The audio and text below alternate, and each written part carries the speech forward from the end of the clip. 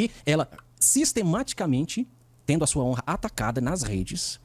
E eu precisando agir como cristão. Por quê? Porque mais e maior do que o Benoni é o cristão, o representante de Jesus Cristo. Não dá para eu resolver como um homem resolveria essa situação, um homem carnal. Eu tenho que resolver a situação como um homem espiritual resolve a situação. Esse é o evangelho que eu acredito. Eu não saí de Minas Gerais, Igor, para falar de outro evangelho que não seja esse.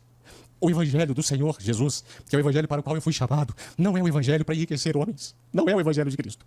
Não que Cristo seja contra a riqueza. Cristo não é contra a riqueza. Mas o evangelho do Senhor é o evangelho em que nós nos importamos com o nosso semelhante e nós precisamos de gastar. A Bíblia nos chama de despenseiros de Deus. O Senhor é dono de tudo. Todos os meus recursos pertencem ao Senhor. Eu sou apenas despenseiro. Eu sou o cara que cuida da despensa. Mas a despensa pertence ao Senhor. Então todos os meus recursos, e quando eu falo de recurso, eu estou falando de recurso financeiro, eu estou falando de recurso intelectual. Se eu aprendi alguma coisa, eu tenho que colocar a serviço dos meus semelhantes. Esse é o verdadeiro evangelho. E o Espírito do Senhor, Igor, ele sofre quando ele vê que as pessoas, muitas pessoas, elas estão deturpando o evangelho de Cristo.